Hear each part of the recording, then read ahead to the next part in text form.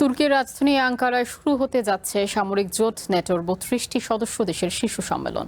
মঙ্গল ও বুধবারের এই সম্মেলন ঘিরে ইউরোপের মিত্রদের মধ্যে তীব্র অনিশ্চয়তা বিরাজ করছে। জোটের প্রতি আমেরিকার নীতিতে কোনো পরিবর্তন আসবে কিনা এবং ইউরোপে আমেরিকার সেনা উপস্থিতি কমবে কিনা তা নিয়ে চলছে জল্পনা কল্পনা।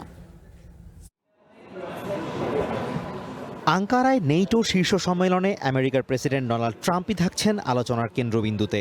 নেটোর সদস্য দেশগুলো তাদের মোট জিডিপির ৫% প্রতিরক্ষা খাতে খরচের প্রতিশ্রুতি দিলেও ওয়াশিংটন মনে করছে অনেকেই এখনও লক্ষ্যমাত্রা থেকে অনেক পিছিয়ে আছে। পোল্যান্ড বা জার্মানি কিছুটা উন্নতি করলেও বাকিদের ওপর ক্ষুব্ধ ট্রাম্প।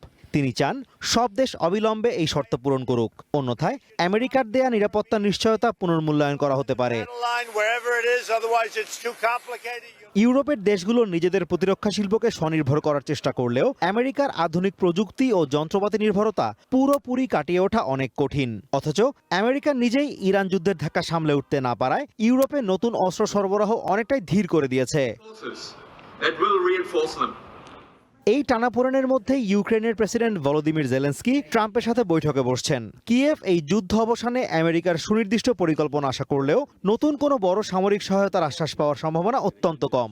বরং ট্রাম্প চাইছেন ইউক্রেনকে আর্থিক ও সামরিক সহায়তার দায়িত্ব এখন পুরোপুরি ইউরোপই বহন করুক।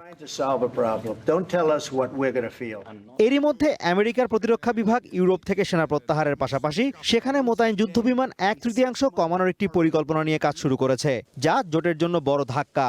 তবে সম্মেলনের ফাঁকে তুর্কির প্রেসিডেন্ট এরদোয়ানের সাথে ট্রাম্পের বৈঠককে ঘিরে আঙ্কারার নতুন করে F-35 যুদ্ধবিমান কেনা শুরু করা এবং নতুন ইঞ্জিন ক্রয়ের বাণিজ্যিক চুক্তি অনুমোদনের একটি বড় সম্ভাবনা তৈরি হয়েছে। পাশাপাশি জার্মানি আমেরিকার সাথে মিলে দেশের মাটিতে অস্ত্র উৎপাদন বৃদ্ধির যে প্রচেষ্টা চালাচ্ছে সেটি সফল হলে এই সম্মেলন থেকেই বড় ঘোষণা আসতে পারে।